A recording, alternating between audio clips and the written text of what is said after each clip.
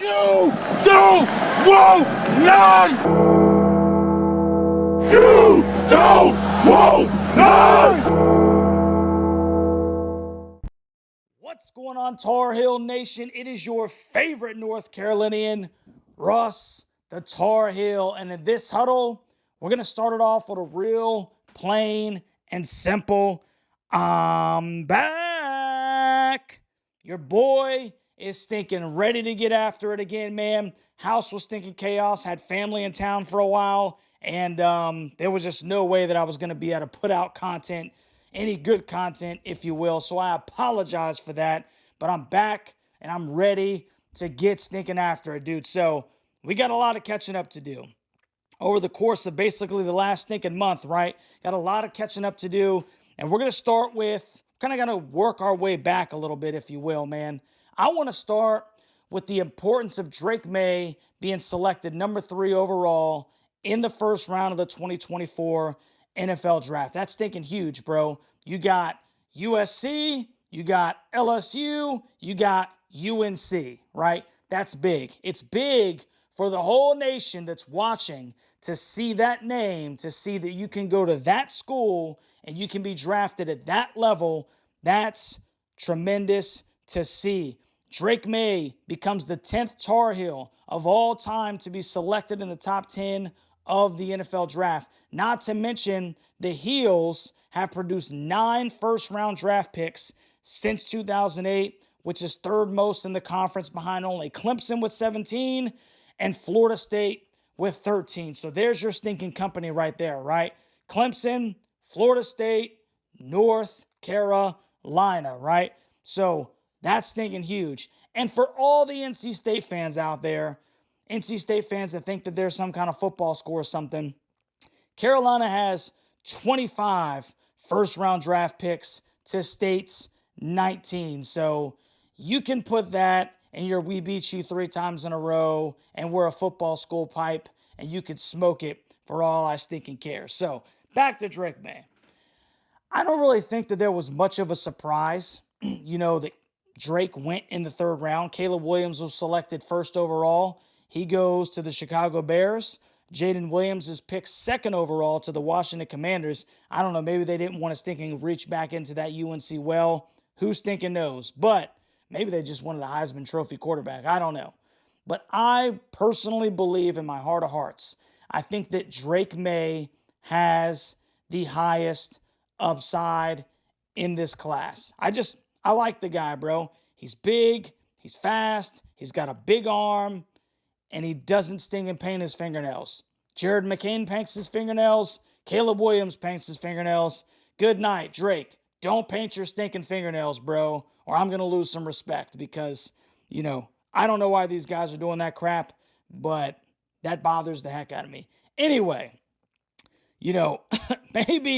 maybe it just is Caleb Williams stinking finger. I don't know, man. I have no idea, but I really do think that Drake May has the highest ceiling in this stinking class, and I'm very anxious to watch him grow in New England. Now, me personally, I know that they're talking about it's going to be a quarterback battle. I think that they just signed Jacoby Brissett to a 1-year, $8 million deal.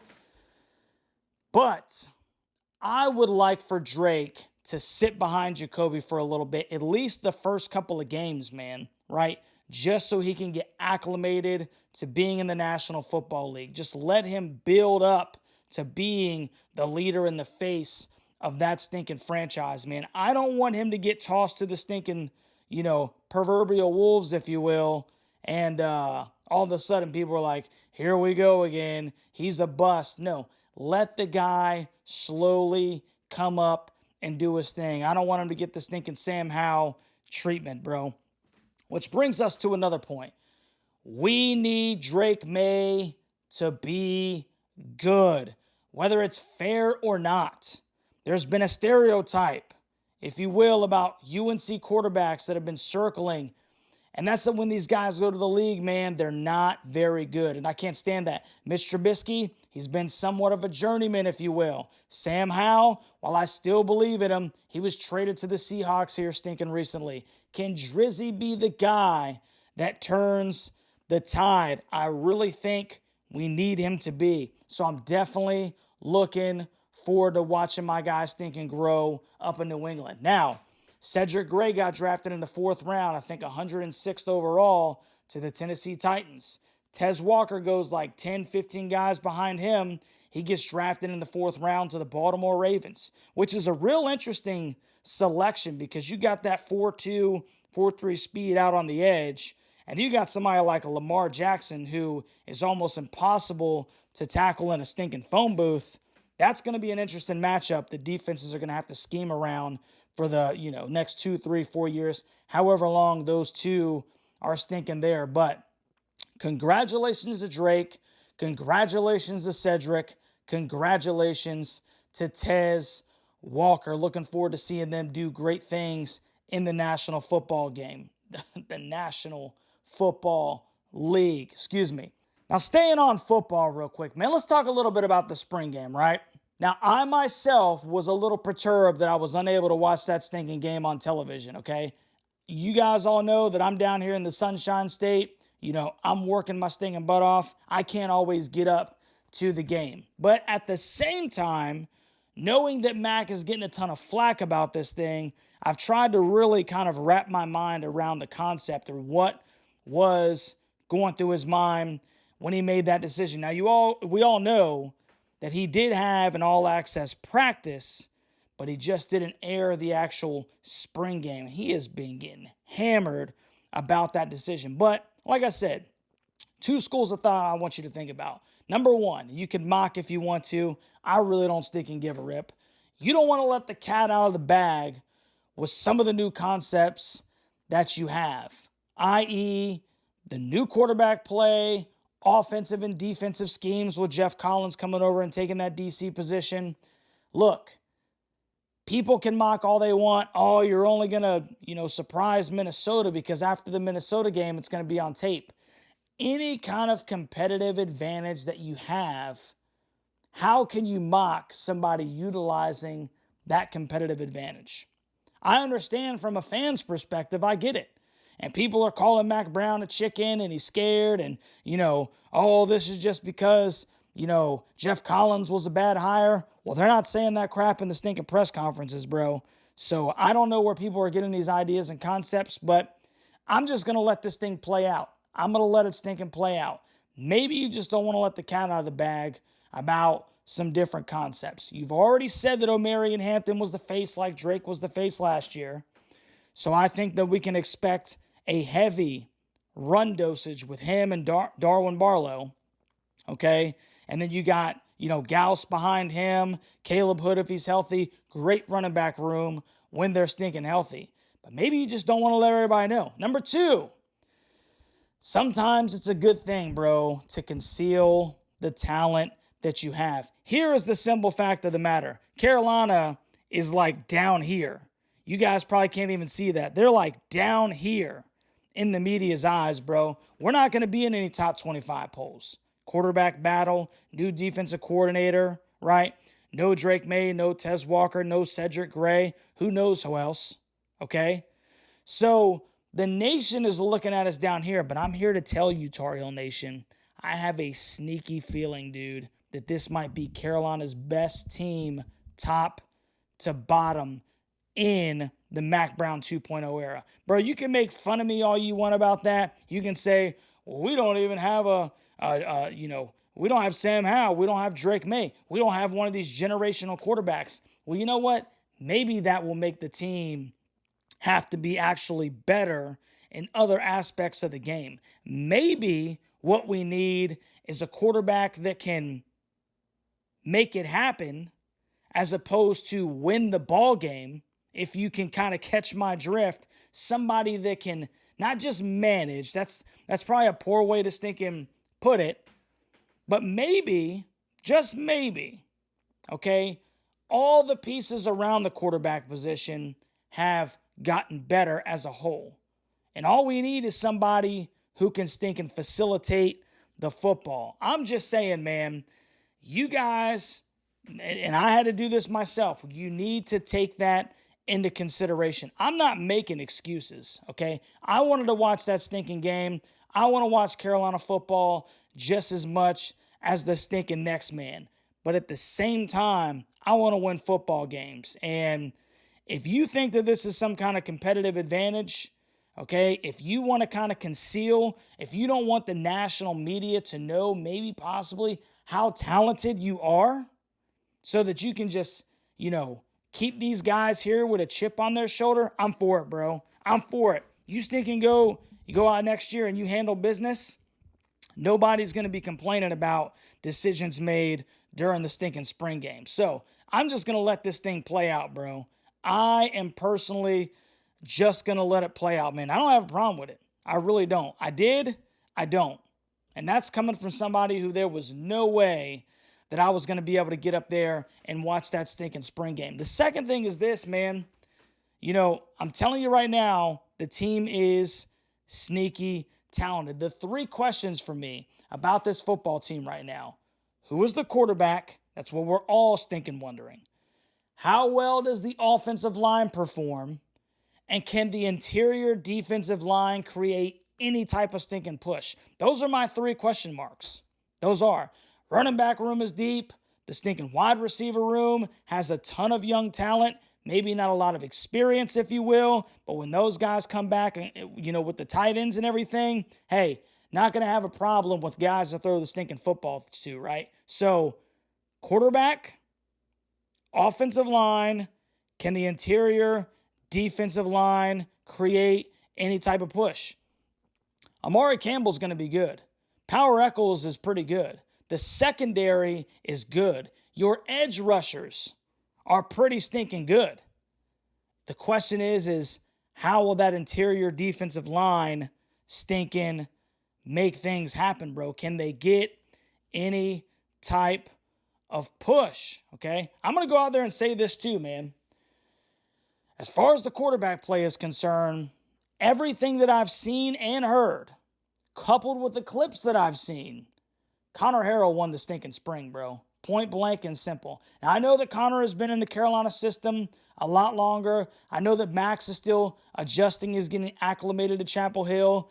But I think everybody has been pleasantly surprised with how Connor Harrell has looked, man. The question for me, honestly, is this. This is the question. Does Carolina play it conservatively with arguably one of the best backfields in the conference, if not the best backfield in the conference, and start Max Johnson?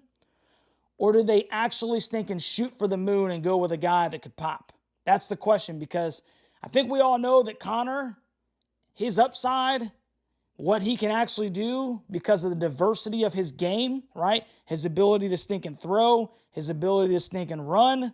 If he pops, Connor is the bigger threat in almost every stinking facet, bro.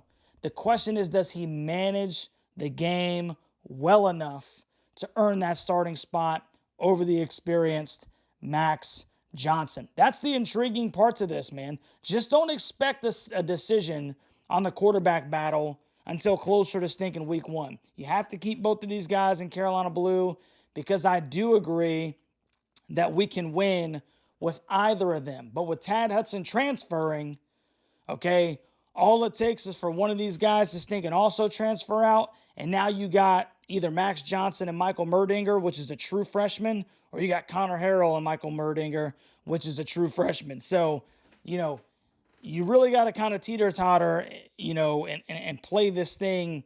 You got to be political on this. You really do, man. And, I think that there's a direction that the team wants to go. I think they've kind of seen some good things. I by no means think that this quarterback battle is actually over, but I do think that the staff has a pretty good idea, if things continue the way they are, how they're going to want to handle this thing, man. Another thing is that the O-line, they played really well, right? Max said they played really well, protected pretty good, seems to really like the upside of this offensive line unit. He literally will not stop talking about Howard Sampson, right? Won't stop talking about him, but I obviously have to see this crap to stink and believe it. I'm genuinely excited about watching this massive Offensive line is stinking massive, bro. Minus, of course, Willie Lampkin. He's the outlier. That massive offensive line lean on these defensive fronts, bro, and bully them down the field. Can Carolina assert itself and be a bully on offense after years of watching Carolina perform air shows? That's the question. Because I do think that there's going to be a philosophical offensive change. I'm not saying that it's going to turn into the Nebraska Cornhuskers and they're going to be running the Maryland Eye or the option. That's not what I'm saying. But I do believe that they are going to stink and run a lot more downhill powers, if you will. They might spread it out. It might still be 4 wide. But they're going to get downhill with the football, create space, and let these stinking guys work, man. I think you're going to see a lot more of that. And then there's the defensive line. There's still stinking room to grow, bro, plain and simple. Will the addition of Ole Miss and the NC State transfer Joshua Harris help? I don't stinking know. He's a big body, right? But he left NC State after, 3 years, 4 years, goes to Ole Miss. He's there for a year. Now he's coming to North Carolina. He's a big body in the middle. I hope that he's thinking can help us, just hold the stinking line, man. It's really all we need. Just don't let the offensive guys push you back into the linebackers' laps. That's really the thing that I'm really looking for, man. I don't know. At this point, I'm really just hoping that, like I said, these guys can just not get pushed into the linebackers' laps. You got really good edge guys in Desmond Evans and Kamen Rucker. Really good guys off the edge, bro. Really good guys off the edge. If we could just get that interior defensive line on par. Maybe not even on par, man. You don't have to be Kamen Rucker, right? But just don't get bullied. Don't get pushed around. And that's what we need from guys like Travis Shaw, man. That's what we need for those guys, man, for that defense to really take another step forward, man. So my overall assessment of the spring practice and the spring game, I'm just going to be completely excited. I'm going to be completely honest with you. Russ the Tar Heel, I'm genuinely excited, bro. I really am. I mean, I'm not going into next season like, oh my goodness, we're about to have a 2017 again, and we're just going to be throwing, running back flares. And no, I'm telling you, man, I really think that this team is going to be much better than people are giving them credit for. And it's for many reasons, right? It's for many reasons. And it's going to take some getting used to because most people are not used to. They've been spoiled with, we got a stud quarterback here. We got a stud. Well, you know what? Maybe the guy doesn't have the numbers, the stars next to his name that some of these other guys had, but maybe they end up being better than you think that they are. So that's the question, man. Can Carolina get over that stinking hump? Now that we've kind of exhausted football, at least if there's something else we need to talk about, let me know down in the comment section. Let's stinking switch gears here, and we're going to talk about the hardwood heels. No diddy. So the Heels received excellent news recently that Seth Trimble was removing his name from the transfer portal, and he's returning to North Carolina. Not only that, but the All-American R.J. Davis is coming back for his last year of eligibility, and he returns to the North Carolina Tar Heels.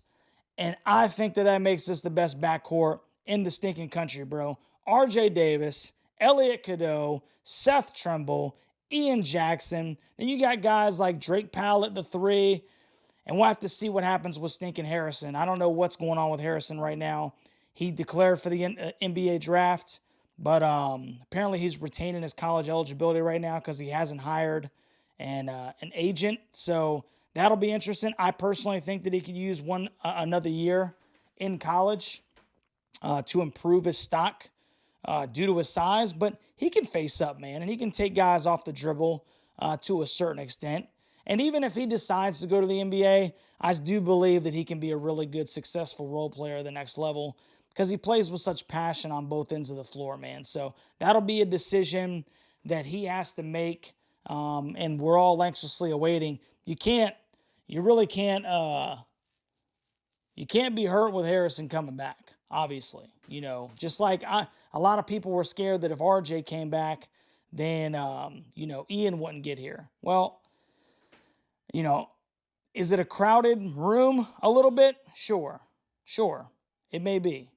But that's going to be a really talented room. And if Hubert Davis can manage that bench properly, keep some of these guys spelled, man, and you can have big years from multiple stinking guys. Now, another thing is Carolina's still trying to find Mondo's replacement, right? Jalen Washington's coming back, obviously, and Carolina signed 3-star center James Brown out of Missouri, but Carolina desperately needs to beef up their front line going into the next season, right? They desperately need to beef up that stinking front line. Now, Carolina has already been in contact with the Kentucky transfer, Adu Thiero. He's 6'8", 222 pounds, sophomore who averaged 7.2 points per game, 5 rebounds, and 1 block. He's shooting 49.2% from the field. Really good upside on the offensive end. The dude's got a ton of work to do on the defensive end of the floor, though, right? Kentucky, you know, that was one of their stinking bugaboos is they couldn't defend. They didn't stop anybody. And I don't know how much of that was I just don't play defense, I only play offense, or it was just a lack of skill. I don't stinking know, bro, but that's something that he's going to have to improve if he trades in that disgusting, you know, royal blue for the better blue, Carolina blue. Carolina's going to be speaking with Rutgers transfer Cliff Armarui.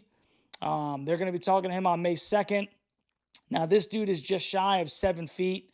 He's 240 pounds. He averaged 10.4 points per game, 8 rebounds, and 2.9 blocks. So the guy is a stinking rim protector. He's an eraser at the rim, and he's older. So if Carolina can pull somebody like that, you know, to kind of hold it down on the interior, it'd be a great stinking find for the Tar Heels. And they're reaching out to other guys too, right? So we'll definitely be, you know, talking about those things as that information comes in. Coach Davis needs to work his magic here.